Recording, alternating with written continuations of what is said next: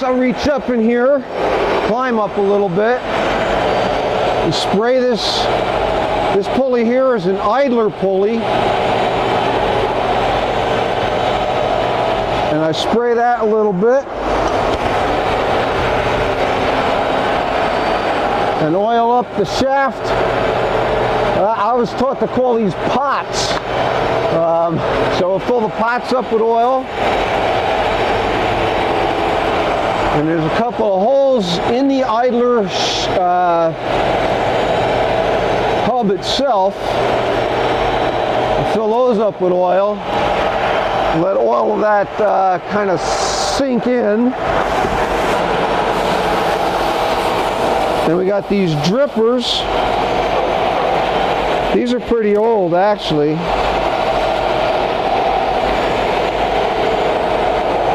I'll oil up the drippers, and they're kind of preset to just drip into that bronze bearing in there. So they're ready to go. The lathe is set up pretty simply. You got your head stock, that's what I just oiled up. The tail stock, I mean, anybody who knows the lathe, these are pretty simple things. But this is something a little different. Most lathes don't have a setup like this. We've got these cast shoes that were made especially for this. These little cast holders that have a set screw in them. So I can take that set screw loose.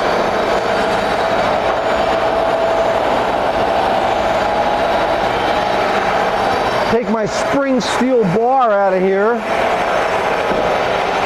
And I can move these shoes anywhere up and down the bench of the lathe.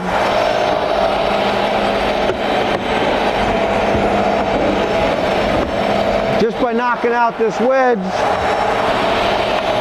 and sliding these shoes up and down the bench anywhere I want. When I was taught this, I was taught by some old guys. And so I talk about the old guys. I guess I'm getting to be an old guy. But some of these people years ago had what seems now like limited technology and limited information. They could do so much with so little. I wonder if we're the smart ones or if it was them. This machine was put together before the First World War, and it still functions, except that now we have an electric motor instead of a steam engine. So, and the electric motor is probably really old.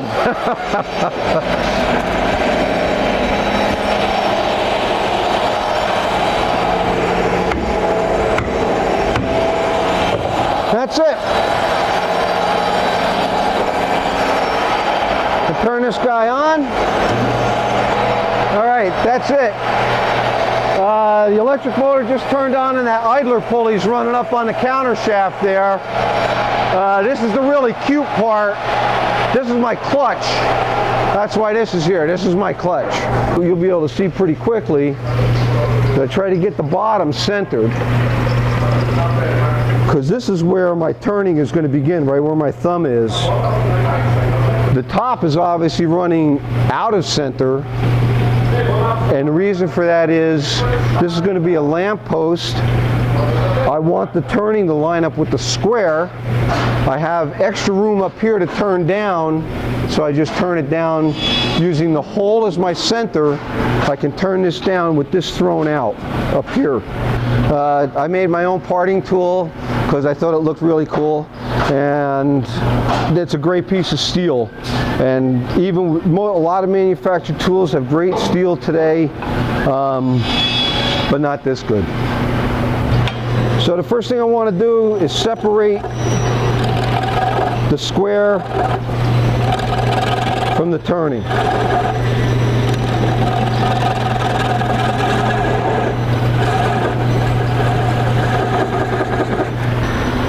Roughing out things that aren't centered is a little bit of a cramp in the neck, but it's okay. You prove to yourself you can do it every time you try.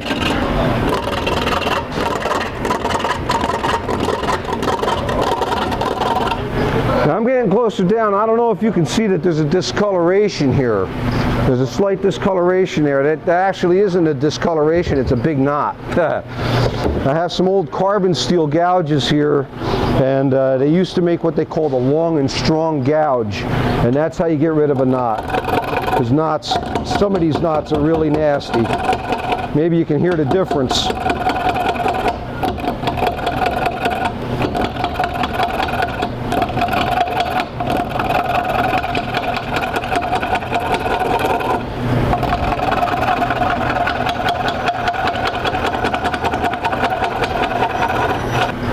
I'm just going to finish rounding off this part down on the bottom here, and then I'll show you how I lay out the turning, try to expedite matters a little bit.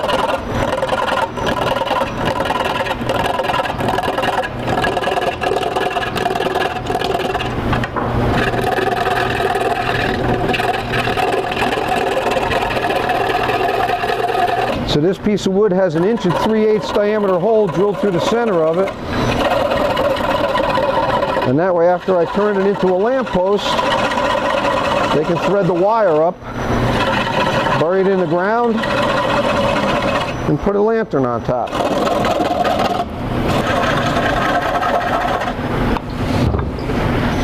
Okay, this is my this is my scratcher or my pattern stick for this particular kind of job.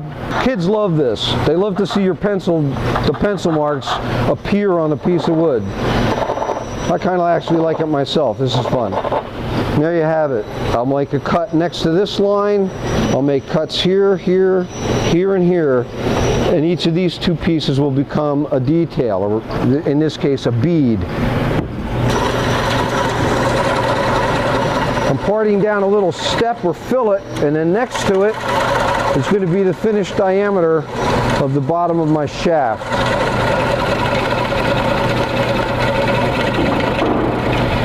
I'm holding it with my left hand to keep the vibration down.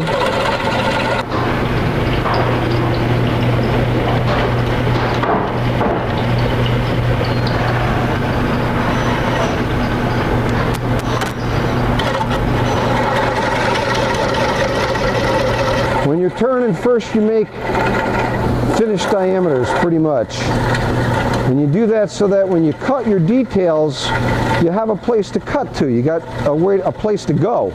If you have no place to go, it's hard to tell when to stop and start. When you learn how to turn, this is the part that makes you throw stuff around the shop.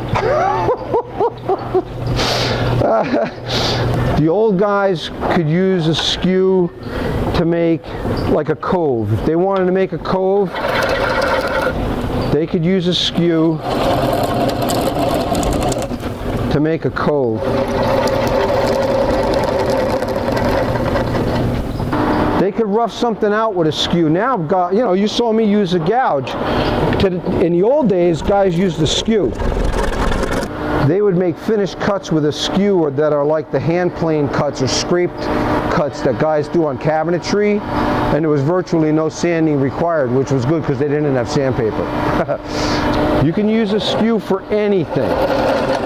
Just depends on how much you practice with it.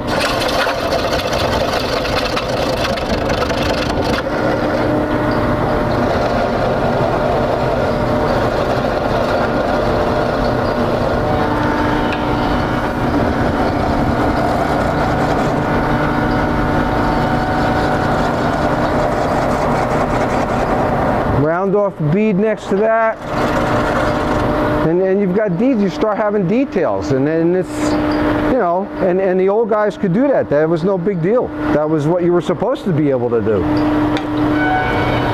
Learning how to turn is like 3 or 4 different things. You learn how to use the tools to make details and stuff, but you got to learn how to sharpen things. That's a big deal, and I feel like after 30 years, I'm still learning that, because every kind of steel is different, every kind of grinding wheel is different, everything's different all the time. So people who only get to do wood turning once in a while, they should not get discouraged,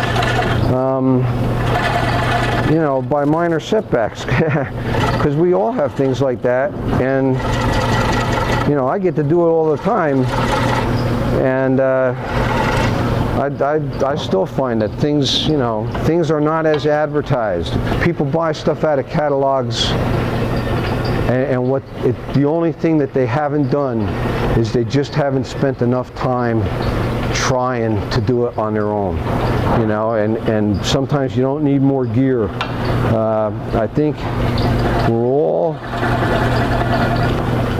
pretty committed to the idea that the more gear you have, the better off you are, especially with wood turning, but probably with almost anything. The real answer is how much time you spend with it. So instead of using a skew to make this cove, I'm going to use these gouges because it serves my purpose well. It gets it done relatively quickly, and that way I can make money, which is a good thing. That part of my job my wife is interested in, and she really appreciates it when I can make some money.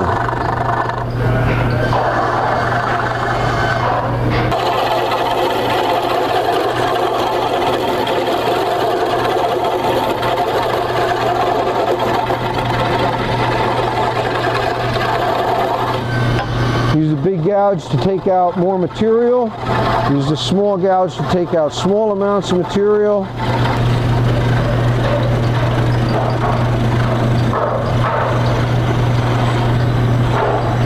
There.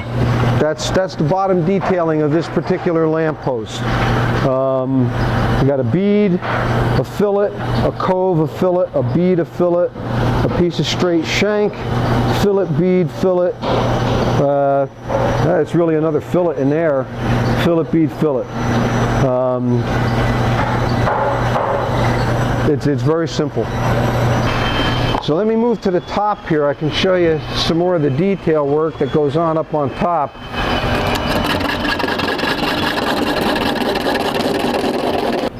Sharpening your tools, how to use your tools, and sanding technique, I would say, and learning how to reduce vibration are the four big things of wood turning.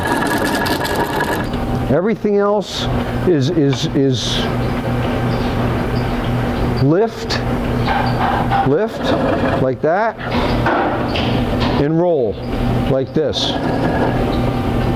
That's wood turning, is lifting and rolling. If you're using a parting tool, all you got to do is lift. You lift the handle and you push and it cuts in. It's like magic. It's wonderful. I love it. A gouge is the same thing. If you just push this gouge in, you can make it cut. But if you lean it over a little bit and move it along, it'll cut even better. And if you want to make a detail, you do both at the same time.